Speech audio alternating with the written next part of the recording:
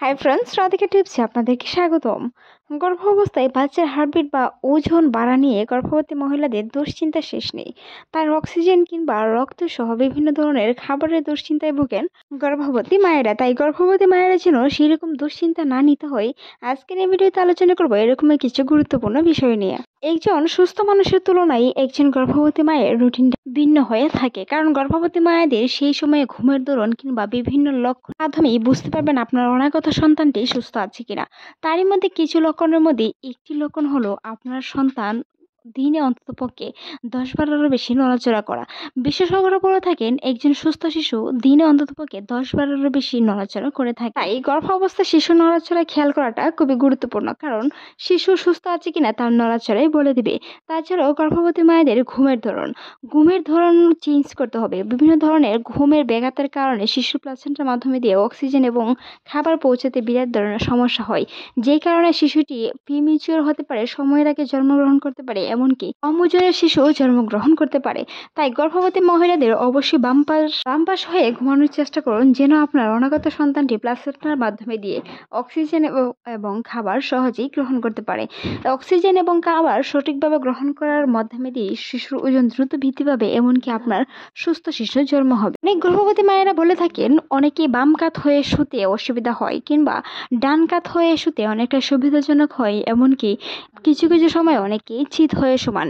এইগুলো শোয়ার কারণে বিভিন্ন সময় গর্ভবতী মায়েদের গর্ভস্থ সন্তানের নড়াচড়া কমে গিয়ে বিভিন্ন সমস্যার সম্মুখীন হতে হয়।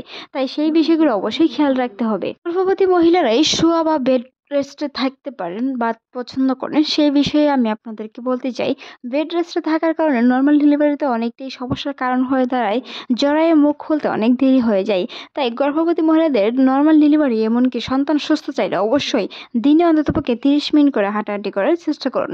সকালে এবং বিকেলে 30 মিনিট করে হাঁটাহাঁটি করার কারণে রক্ত চলাচল সরবরাহ দ্রুত থাকে, যার কারণে আপনার অনাগত সন্তান এবং সুন্দরভাবে দুনিয়াতে নর্মাল ডেলিভারিতে আসার চান্স অনেকটাই বেশি থাকে। তবে কিছু কিছু খাবারের প্রতি যদি গর্ভবতী মহিলারা গুরুত্ব দেয়, সেই হিসাবে কিন্তু নর্মাল ডেলিভারির অনেকটাই চান্স বাড়ে। তারই মধ্যে একটি হচ্ছে টক দই। টক দই খেতে পারেন। টক দই খাওয়ার কারণে গর্ভবতী মহিলাদের জরায়ু কুলার অনেকটাই সাহায্য করে থাকে। সেই সাথে খেজুর খেতে পারেন। খেজুর খাওয়ার সাথে সাথে গর্ভবতী মায়েদের নর্মাল ডেলিভারির চান্স অনেকটাই বেশি রয়েছে। বিশেষজ্ঞরা বলে থাকেন, যুক্তরাষ্ট্রের মেডিকেল অধ্যাপক ডক্টর জাকিয়া সুলতানা জানিয়েছেন, একজন গর্ভবতী মায়ের প্রতিদিন অন্ততপক্ষে 2 কাপ করে দুধ খেতে হবে, প্রতিদিন 2টি ডিম। এগুলো খাওয়ার কারণে ভরপুর পুষ্টি পায় গর্ভবতী অনাগত সন্তান, যার কারণে প্রিমিচিউর এবং কম ওজনের শিশু জন্মগ্রহণ না করার সম্ভাবনা অনেকটাই বেশি। তাই গর্ভবতী মহিলাদের যদিও খাবারের প্রতি অনীহা থেকে থাকে, সেই হিসেবে অবশ্যই বারবার খাওয়ার চেষ্টা করুন।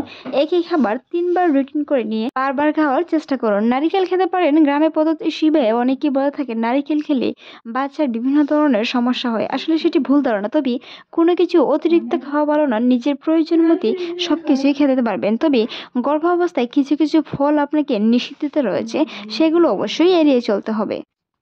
পুষ্টি গর্ভবতী মহিলাদের সাথে সাথে প্রচুর পরিমাণে পানি পান করতে হবে। প্রচুর পরিমাণে পানি পান করার কারণে অ্যামনিওটিক তরল ঠিক থাকে, যেটি আপনার নর্মাল ডেলিভারিতে অনেকটাই সহায়তা করবে। গর্ভাবস্থায় অন্ততপক্ষে 8 থেকে 10 গ্লাস পানি পান করার চেষ্টা করুন, তবে ঠান্ডা পানি এড়িয়ে চলাই ভালো। ভালো থাকুন, সুস্থ থাকুন, রাধিকা টিপসের সাথেই থাকুন। আজকের এই ভিডিওটি এই পর্যন্তই। ভালো লাগলে সাবস্ক্রাইব করার অনুরোধ রইল। ধন্যবাদ।